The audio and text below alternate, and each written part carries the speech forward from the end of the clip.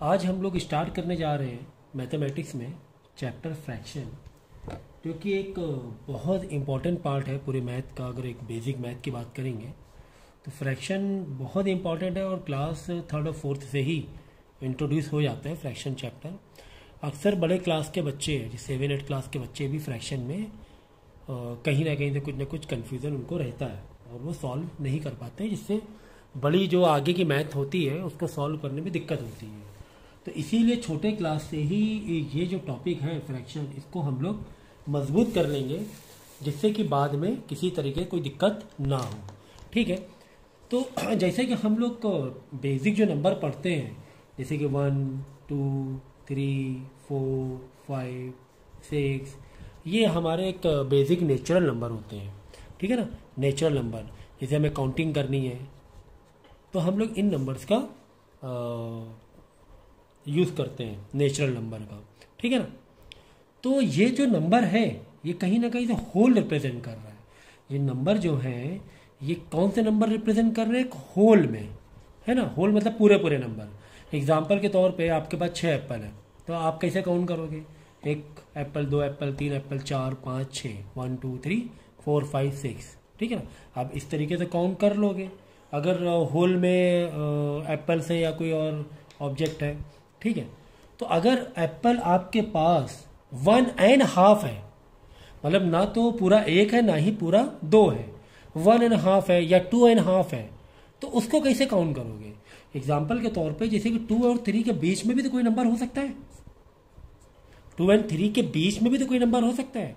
Example के तौर पे आपको 2 एप्पल है और एक आधा एप्पल भी है, तो उसको कैसे काउंट करोगे? तो वहां पर यूज होता है फ्रैक्शन। ठीक है ना, जब दो होल नंबर के बीच का कोई फ्रैक्शनल पार्ट यूज हुआ हो तो उसको हम लोग फ्रैक्शन में रिप्रेजेंट करते हैं। तो फ्रैक्शन के 2 फॉर्म होते हैं, यानी कि होल नंबर के बीच में अगर कोई नंबर्स है तो या तो फ्रैक्शन में हम उसे काउंट कर सकते हैं या फिर डेसिमल में भी काउंट कर सकते हैं, फ्रैक्शन में या फिर डेसिमल में। ठीक है ना, तो फिलहाल हम लोग पार्ट पढ़ेंगे फ्रैक्शन का। तो मैं ये बता रहा था, अगर 2 और 3 के बीच में कोई एक और हाफ क्वांटिटी है, कोई और हाफ क्वांटिटी है, तो उस बीच का नंबर क्या होगा? अगर फ्रैक्शन की बात करेंगे तो उसे हम रिप्रेजेंट कर सकते हैं 2.5। कैसे रिप्रेजेंट कर सकते हैं? 2.5। तो डेसिमल आगे है आपको।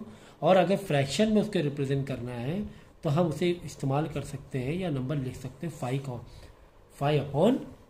ठीक है ना, इस तरीके से जब कोई क्वांटिटी होल में नहीं होती है, अगर कोई क्वांटिटी होल में नहीं होती तो उसे हम फ्रैक्शन में रीड करते हैं, फ्रैक्शन में लिखने की कोशिश करते हैं।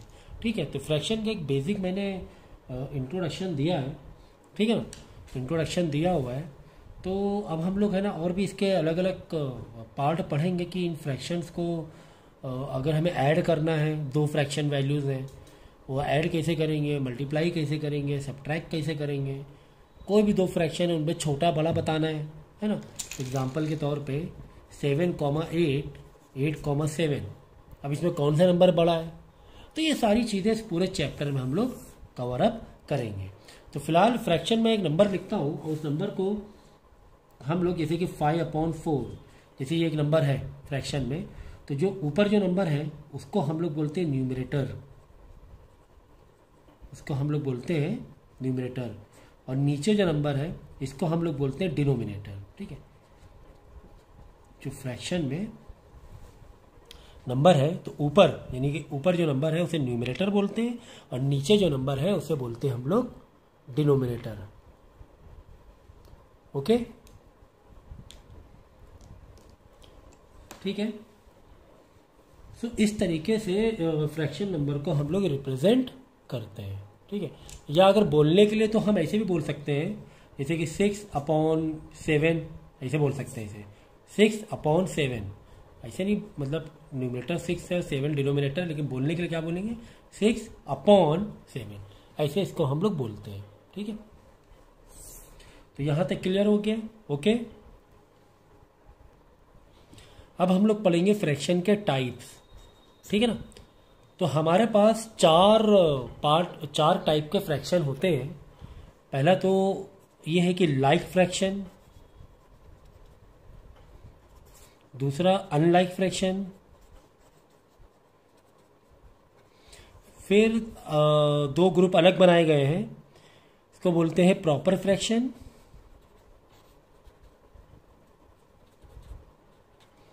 और इम्प्रॉपर फ्रैक्शन।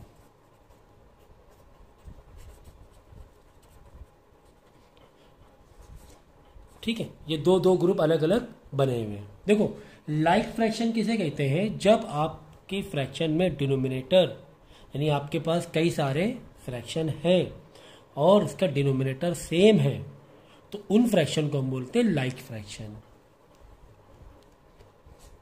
देखो, जैसे कि 5/7, 3/7, 13/7, सबके डिनोमिनेटर क्या है?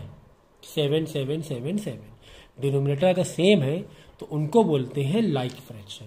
ठीक है, ठीक इसी तरीके से अगर तुम्हारे पास फ्रैक्शंस हैं, उसके डिनोमिनेटर अलग अलग है, किसी में कुछ और है, किसी में कुछ और है ना, एक में 13 है, एक में 11 है, एक में 9 है ना, सब में अलग अलग फ्रैक्शन है और डिनोमिनेटर है। डिनोमिनेटर मतलब नीचे का नंबर, न्यूमरेटर कुछ भी रहे तो न्यूमरेटर से कोई मतलब नहीं है, न्यूमरेटर से कोई मतलब नहीं है, मैं डिनोमिनेटर की बात कर रहा हूँ, डिनोमिनेटर। तो डिनोमिनेटर देखो सब में अलग अलग है, 13, 11, 9, मतलब ये अनलाइक फ्रैक्शन है। ठीक इसी तरह ऊपर वाला देखोगे, ऊपर वाले में सब में न्यूमरेटर अलग अलग होने दो, कोई फर्क नहीं पड़ता है, डिनोमिनेटर अलग अलग होना ज़रूरी है। तो यहाँ पे भी देखोगे आप, डिनोमिनेटर क्या है? अलग अलग है और डिनोमिनेटर सेम है। ठीक है ना, डिनोमिनेटर क्या है? सेम है। तो अगर डिनोमिनेटर सेम है तो हम लोग उसे बोलेंगे लाइक फ्रैक्शन, अगर डिनोमिनेटर सेम नहीं है तो उसको बोलते हैं हम लोग अनलाइक फ्रैक्शन। तो इसका बेनिफिट क्या है, ये हम क्यों पढ़ रहे हैं? लाइक फ्रैक्शन अनलाइक फ्रैक्शन पढ़ ही क्यों रहे हैं? तो देखो, अगर दो या दो से ज़्यादा फ्रैक्शन के बीच में हमें एडिशन या सब्ट्रैक्शन करना होता है, एडिशन या सब्ट्रैक्शन करना होता है, तो ये कंडीशन है कि आपके पास लाइक फ्रैक्शन हो, यानी कि डिनोमिनेटर सब में सेम हो, तभी आपस में एडिशन या सब्ट्रैक्शन किए जा सकते हैं। अगर डिनोमिनेटर सेम नहीं है, अगर डिनोमिनेटर सेम नहीं है यानी कि अगर वो लाइक फ्रैक्शन नहीं है, तो हम दो फ्रैक्शन के बीच में एडिशन या सब्ट्रैक्शन नहीं कर सकते। इसीलिए लाइक और अनलाइक पढ़ना ज़रूरी है। जैसे अनलाइक फ्रैक्शन है, सब में डिनोमिनेटर अलग अलग है, तो इसमें एडिशन या सब्ट्रैक्शन नहीं किया जा सकता है। ठीक है, अगर इसको एडिशन या सब्ट्रैक्शन करना है तो कोई मेथड है हमारे पास, उस मेथड के थ्रू एलसीएम लेकर डिनोमिनेटर को कॉमन करेंगे, सेम करेंगे, तब जाकर ये फ्रैक्शन क्या होगा? एडिशन या सब्ट्रैक्शन किया जा सकेगा। तो इसलिए हमें लाइक फ्रैक्शन और अनलाइक फ्रैक्शन पढ़ना ज़रूरी है, समझना ज़रूरी है। अब आता है proper fraction, improper fraction. Proper fraction में जब डिनोमिनेटर छोटा हो तो उसे हम बोलेंगे इम्प्रॉपर फ्रैक्शन, और जब डिनोमिनेटर बड़ा हो तो उसे बोलेंगे इम्प्रॉपर फ्रैक्शन। एग्जाम्पल के तौर पे 3/13, देखो डिनोमिनेटर बड़ा है कंपेयर टू न्यूमरेटर। ठीक है, एग्जाम्पल के तौर पे 2/17, 9/11, इन सब में आप खासियत देखो, इन सब में आपको डिनोमिनेटर न्यूमरेटर से कंपेयर में बड़ा दिखाई देगा, है ना। देखो 3 और 13 में कौन बड़ा है? डिनोमिनेटर बड़ा है। 2 और 17 में कौन बड़ा है? डिनोमिनेटर बड़ा है। 9 और 11 में कौन बड़ा है? डिनोमिनेटर बड़ा है। मतलब ये फ्रैक्शन, ऐसे फ्रैक्शन को बोलते हैं प्रॉपर फ्रैक्शन। ठीक है, और जिसमें न्यूमरेटर बड़ा हो, एग्जाम्पल के तौर पे 18/3, ठीक है, 9/7 या फिर 33/11, इन तीनों सेट में आप देखोगे कि इसमें न्यूमरेटर बड़ा है। तो न्यूमरेटर बड़ा है तो हम बोलेंगे इम्प्रॉपर फ्रैक्शन, या डिनोमिनेटर बड़ा है तो या प्रॉपर फ्रैक्शन। या फिर आप ऐसे भी कर सकते हो, जिसमें डिनोमिनेटर बड़ा हो प्रॉपर फ्रैक्शन, जिसमें डिनोमिनेटर छोटा हो इम्प्रॉपर फ्रैक्शन बोलते हैं। ठीक है, ओके। तो अब ये पढ़ ही क्यों रहे हैं हम लोग? प्रॉपर इम्प्रॉपर इस पॉइंट ऑफ व्यू से क्यों पढ़ रहे हैं? क्योंकि इम्प्रॉपर फ्रैक्शन में डिवीज़न करना पॉसिबल होता है, डिवीज़न करना पॉसिबल होता है। एक एग्जांपल के तौर पे जैसे मैंने किया 3/18, देखो 3 जब हम इसको इस तरीके से डिवाइड करते हैं तो डिनोमिनेटर को बाहर रखते हैं, न्यूमिनेटर को अंदर रखते हैं, तो 3 6 18, ठीक है। तो ये डिवीज़न हो गया। अंदर बड़ा नंबर होना चाहिए ना, अगर आपने पुराने क्लास में डिवीज़न पढ़ा हो तो। एग्जाम्पल के तौर पर 7 है, 9/7 है, तो 7 बाहर आता है, 9 अंदर रहेगा, तो 7 1 जा 7 माइनस करेंगे, रिमाइंडर 2 बचेगा, ठीक है ना। तो यहाँ पर आप देख रहे हो कि इम्प्रॉपर फ्रैक्शन में डिवीज़न करना पॉसिबल हो पा रहा है। आगे बात समझ में। तो ये एग्जाम में आपको आएगा, आपको कुछ सेट दिए जाएंगे, पूछा जाएगा बताओ इसमें लाइक फ्रैक्शन कौन से हैं, अनलाइक फ्रैक्शन कौन से हैं, प्रॉपर फ्रैक्शन कौन से, इम्प्रॉपर फ्रैक्शन कौन से, ठीक है। तो वीडियो रिपीट करके इसको दोबारा समझ लेना, ठीक है। सो एक्सरसाइज 6A में आपको क्वेश्चन दिया हुआ है कि multiply numerator and the denominator by 3, मतलब एक आपको फ्रैक्शन दिया गया है 1/4। इसमें ये कह रहे हैं कि डिनोमिनेटर और न्यूमरेटर में 3 से मल्टीप्लाई करो और इक्विवेलेंट फ्रैक्शन निकालने की कोशिश करो। तो कोई भी फ्रैक्शन में आप अगर सेम नंबर से ऊपर नीचे मल्टीप्लाई करते हो तो उस न्यूमरेटर उस फ्रैक्शन की वैल्यू में कोई भी चेंज नहीं आता है, उसको हम लोग इक्विवेलेंट फ्रैक्शन ही बोलेंगे। एग्जाम्पल के तौर पे इसमें बोला गया है कि डिनोमिनेटर में और न्यूमरेटर दोनों से 3 से मल्टीप्लाई कर दो, तो 3 1 जा 3, 3 4 जा 12, तो 1/4 जो पहले था अब बन गया 3/12। ये एग्जैक्टली दोनों बराबर है। क्या आपको शक्ल अलग लग रही है, आपको लग रहा है कि ये तो नंबर अलग अलग है, लेकिन ये दोनों ही फ्रैक्शन इक्वल है। इसे हम लोग बोलते हैं इक्विवेलेंट फ्रैक्शन।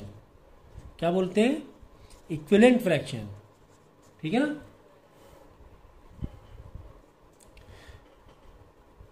ओके, मतलब कि इसको अगर आप दोबारा रिड्यूस करोगे तो फिर से 1/4 में ही आ जाओगे। कैसे सर? देखो 3 1 जा 3, 3 4 जा 12।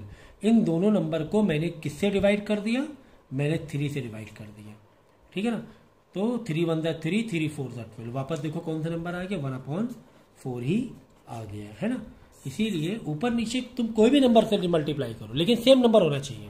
एग्जाम्पल के तौर पे जैसे कि कोई नंबर है 2/5, अगर मैं ऊपर नीचे यानी कि न्यूमरेटर और डिनोमिनेटर में मैं कोई भी नंबर से मल्टीप्लाई करूं तो वो इक्विवेलेंट फ्रैक्शन ही होगा, लेकिन ऊपर नीचे दोनों का नंबर मल्टीप्लाई जो करोगे सेम ही होना चाहिए। जैसे कि मैंने कर दिया मल्टीप्लाई 4 से न्यूमरेटर में भी और डिनोमिनेटर में भी, और 4 से न्यूमरेटर में मल्टीप्लाई कर दिया, सेम नंबर से मल्टीप्लाई कर दिया, कोई फर्क नहीं पड़ेगा। 4 2 जा 8 एंड 5 4 जा 20। ये नंबर, ये जो फ्रैक्शन आया है और ये जो 2/5 है, ये बिल्कुल इक्वल है, इक्विवेलेंट फ्रैक्शन है। क्यों? अगर इसको तुम दोबारा रिड्यूस करोगे किसी कॉमन नंबर से, वापस 2/5 पहुंच जाएगा। एग्जाम्पल के तौर पर मैंने 4 से रिड्यूस कर दिया, क्योंकि 4 से दोनों नंबर रिड्यूस हो रहे ना। 4 2 जा 8, 4 5 जा 20, है ना। मैंने किससे रिड्यूस किया? 4 से दोनों नंबर को क्या कर दिया? रिड्यूस कर दिया, डिवाइड कर दिया। देखो वापस 2/5 में पहुंच गया कि नहीं पहुंच गया, है कि नहीं। तो ऊपर नीचे आप जितने भी चाहो उस नंबर से मल्टीप्लाई कर सकते हो और कई इक्विवेलेंट फ्रैक्शन निकाल सकते हो। सिर्फ एक ही नहीं, कई इक्विवेलेंट फ्रैक्शन निकाल सकते हो। जैसे 1/6 को मैंने ऊपर भी 3 से मल्टीप्लाई किया, नीचे भी 3 से मल्टीप्लाई किया, तो 3/18 आ गया। या 1/6 में आप चाहो तो 4 4 से मल्टीप्लाई कर दो, तो 4 1 जा 4, 4 6 जा 24। ये लो नया फ्रैक्शन आ गया, लेकिन वैल्यू सेम है। तो कोई क्वेश्चन नीचे बोलेगा कि कोई एक फ्रैक्शन दे देगा, जैसे 2/3, बोलेगा इसके 4 इक्विवेलेंट फ्रैक्शन निकालो। कितने इक्विवेलेंट फ्रैक्शन निकालो? 4। तो मैं क्या करूंगा, एक बार ऊपर नीचे 2 2 से मल्टीप्लाई कर दूंगा, 2 2 जा 4, 2 3 जा 6, वापस मैंने लिखा 2/3। अब की बार मैं 3 3 से मल्टीप्लाई कर दूंगा ऊपर नीचे, 2 3 जा 6, 3 3 जा 9। अब की बार मैं 4 4 से मल्टीप्लाई कर दूंगा, 4 2 जा 8, 4 3 जा 12। अब की बार मैं 5 5 से मल्टीप्लाई कर दूंगा, तो 10/15। तो ये 4 इक्विवेलेंट फ्रैक्शन आ गए। कितने इक्विवेलेंट फ्रैक्शन आ गए? 4, 1 2 3 4, यानी 2/3 के 4 इक्विवेलेंट फ्रैक्शन आ गए। 2/3 के 4 इक्विवेलेंट फ्रैक्शन आ गए, क्योंकि जब आप इसे वापस रिड्यूस करोगे तो फिर से 2/3 में ही पहुंच जाओगे। तो फिलहाल तो आपके क्वेश्चन में सिर्फ एक ही बोला है कि 3 से ऊपर नीचे मल्टीप्लाई करो और इक्विवेलेंट फ्रैक्शन निकालो, एक ही। तो बस 3 से मल्टीप्लाई कर दो, तो जितने भी तुम्हें फ्रैक्शन दिख रहे हैं ऊपर नीचे, और इक्विवेलेंट फ्रैक्शन निकालते जाओ। ठीक है। फिर क्वेश्चन नंबर 2 में देखो, 6A का ही क्वेश्चन नंबर 2 में दिया हुआ है। पहले देखो जो जो टॉपिक हमारा कवर होता जा रहा है, वीडियो पॉज करके पहले इसको कंप्लीट कर लेना, और अगर लगे कि नहीं ये टॉपिक मुझे नहीं समझा है, कम से कम 2 बार वीडियो देखना, तो मुझसे पहले पूछ लेना, उसके बाद आगे बढ़ना, पहले मुझसे क्लियर कर लेना। ठीक है ना। तो ज़रूरी नहीं कि आप हर टॉपिक एक ही बार में समझ लो, ये ज़रूरी नहीं है। ठीक है ना। तो क्वेश्चन नंबर 2 में दिया हुआ multiply the numerator and denominator by 2, 3 and 4। कह रहा है कि न्यूमरेटर एंड डिनोमिनेटर में मल्टीप्लाई करो, किससे 2, 3, 4 से। एक बार 2 से करो, एक बार 3 से करो, एक बार 4 से करो। In each of this to get an equivalent fraction. ठीक है। जैसे मैंने अभी पिछली बार ये वाला समझाया, मैंने क्या किया था, क्वेश्चन नंबर 2 का ही समय एक तरीके से, एक बार 2 से ऊपर नीचे मल्टीप्लाई कर दिया, एक बार 3 से ऊपर नीचे मल्टीप्लाई कर दिया, एक बार 4 से मल्टीप्लाई कर दिया, एक बार 5 से कर दिया, और सब इक्विवेलेंट फ्रैक्शन मैंने निकाल ली है। तो इसमें भी क्वेश्चन नंबर 2 में सेम करना है, एक बार 2 से करो, एक बार 3 से करो, एक बार 4 से करो, और इक्विवेलेंट फ्रैक्शन निकाल लेना। ठीक है। फिर क्वेश्चन नंबर 3 देखो, क्वेश्चन 3 में लिखा हुआ है कि divide by the common factor to get an equivalent fraction. ये बहुत इंपॉर्टेंट है, रिड्यूस करना। जैसे तुम्हें देखो 6/24 दिया हुआ है। ये कह रहा है कि कोई ऐसा नंबर लो जिससे कि ये दोनों क्या हो जाए, डिवाइड हो जाए। कोई एक नंबर ऐसा लो जो दोनों भी डिवाइड हो जाए, और एक छोटा रिड्यूस करके एक नया फ्रैक्शन निकला है, इक्विवेलेंट फ्रैक्शन निकला है। तो जिस तरह इक्विवेलेंट फ्रैक्शन के लिए हम लोग मल्टीप्लाई करते हैं, ऊपर नीचे मल्टीप्लाई कर सकते हैं, ठीक इसी तरीके से इक्विवेलेंट फ्रैक्शन पता करने के लिए हम लोग डिवाइड भी कर सकते हैं। ये देखो 10 को हमने डिवाइड कर दिया 5 से, तो 15 को भी डिवाइड कर दिया 5 से, बस ऊपर नीचे नंबर सेम हो। देखो 10 से 5 से डिवाइड करेंगे तो आंसर क्या आ जाएगा, 2 आ जाएगा। इतना तो डिवीजन पता ही होगा। 15 को 5 से डिवाइड करेंगे, आंसर आ जाएगा 3, है कि नहीं। कॉमन नंबर से डिवाइड कर दे, वहाँ पर 2/3 में एक इक्विवेलेंट फ्रैक्शन में पहुँच गए हम लोग। ठीक है। तो चलो 6/24 दिया, बोला कि ऐसा कोई कॉमन नंबर निकाल लो। अगर आपको टेबल बहुत अच्छी आती है, यानी 20 तक के टेबल तो बिल्कुल पक्की है, या 12 कम से कम 12 तक के टेबल पक्की आती है, तो फौरन पहचान लोगे यार 6 1 द 6, 6 4 द 24, है ना। दोनों भी 6 से डिवाइड हो रहे हैं, तो ऐसा नंबर लेना है जो दोनों भी डिवाइड हो जाए। तो दोनों भी 6 से डिवाइड हो रहे थे, तो 6 1 द 6 और 6 से 24 डिवाइड करो, 6 4 द 24। तो सिर्फ 6 ही नहीं है, और भी कई सारे नंबर हैं जो आप डिवाइड कर सकते हो। एग्जाम्पल के तौर पे दोनों ही इवन नंबर है, तो कम से कम 2 से तो डिवाइड हो ही जाएंगे दोनों। बस ये है कि ऊपर नीचे दोनों सेम नंबर रखने हैं। तो यह हम 2 से डिवाइड करेंगे, 6 डिवाइड बाई 2 तो आ जाएगा यहाँ पर 3। फिर इसको डिवाइड करेंगे 24 डिवाइड बाई 2 आ जाएगा 12, है ना। डिवीजन तो आता ही होगा। फिर चाहे तो हम फर्दर डिवाइड कर सकते हैं 3 और 12। तो टेबल टेबल टेबल तो मस्त आनी चाहिए, बहुत एकदम रटी रटाई कि 3 और 12 हाँ टेबल में आते हैं। किसकी, 3 के टेबल में आते हैं। दोनों नंबर किसके टेबल में आते हैं, 3। ये दोनों को तुम 3 से रिड्यूस कर सकते हो। 3 1 द 3, फिर 12 डिवाइड बाई 3, मतलब 3 4 द 12, 4 आ जाएगा। 12 को 3 से डिवाइड करोगे, ठीक है कि नहीं। ठीक है। तो वापस हम 6/24, ओहो 3 1 द 3, सॉरी 1/4, ठीक है। तो देखो 1/4 आ गया। हमारी टेबल अगर ज़्यादा अच्छी नहीं थी तो हमने पहले क्या किया, पहले 2 से डिवाइड किया, 3/12 आया, फिर 3 से डिवाइड किया तो 1/4 आया। हमारी टेबल बहुत अच्छी है, हम बहुत अच्छी टेबल याद करके आए, तो हमने क्या किया था, यहाँ पर डायरेक्ट 6 से डिवाइड कर दिया था। मैंने यहाँ पर डायरेक्ट 6 से डिवाइड कर दिया था। तो 6 1 द 6 और 6 और 24 से डिवाइड करेंगे, 6 4 द 24, 1/4 डायरेक्ट आ गया। यहाँ पर 2 स्टेप में मुझे लाना पड़ा। तो टेबल अगर आपकी मजबूत है तो आप आराम से ये चैप्टर को कर सकते हो, ठीक है। तो यही हम लोग जो क्वेश्चन नंबर 3 वो यही है, डिवाइड बाय कॉमन फैक्टर, मतलब सेम नंबर से डिवाइड करो।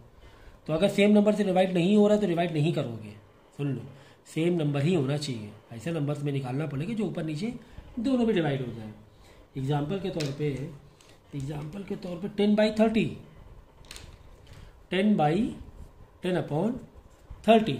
तो 10/30 किससे मैं डिवाइड कर दूँ, ये दोनों भी डिवाइड हो जाए सेम नंबर, तो मैं 10 और 30 को 10 से डिवाइड कर दूँ, है ना। देखो 10 से डिवाइड कर दूँ, है ना, तो 10 × 10 हो जाएगा।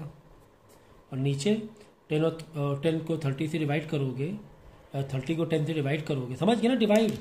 अरे भाई ये जैसे अगर 10 और 30 है तो कैसे लिखोगे, ऐसे लिखोगे, 30 अंदर रखोगे, 10 बाहर रखोगे। देखो डिवीज़न के 3 फॉर्म होते हैं, जैसे मैंने एक बार दिखा दिया ये वाला, जैसे 10 का 2 से डिवीज़न, एक ऐसे भी लिख सकता हूँ मैं इसको ऐसे भी लिख सकता हूँ और मैं इसको ऐसे भी लिख सकता हूँ। ये तीनों भी सेम है, तीनों भी एग्जैक्टली सेम है, ठीक है, तीनों फॉर्म सेम है, जैसे चाहे वैसे कर सकते हैं, ठीक है। तो ये आ जाएगा 3 आ जाएगा, नहीं आ जाएगा, 10 3 30, हाँ सर 3 आ जाएगा, तो यहाँ पे लिख देंगे 3। आ गई बात समझ में, आ गई बात समझ में, ठीक है। तो फिलहाल डेमो लेक्चर के पॉइंट ऑफ व्यू से मैं आपको इतना ही कराऊंगा, और अगर आपको लग रहा है कि हाँ मुझे समझ में आ रहा है तो फिर आप मुझे बताएंगे। कम से कम वीडियो को 2 बार आपको देखना ज़रूरी है। अगर मैं जो एक एक क्वेश्चन में करा देता हूँ तब आपको पॉज करके नोट करना है। मैं पढ़ा रहा हूँ और उसी टाइम आपका पेन भी चल रहा है तो नहीं। जब मैं ये पेज मैंने कंप्लीट कर लिया, या 1 या 2 क्वेश्चन मैंने कंप्लीट कर लिए, उसके बाद वीडियो पॉज करना है और इसे नोट करना है, ठीक है। कोई डाउट मिलता है तो आप मुझसे पूछेंगे।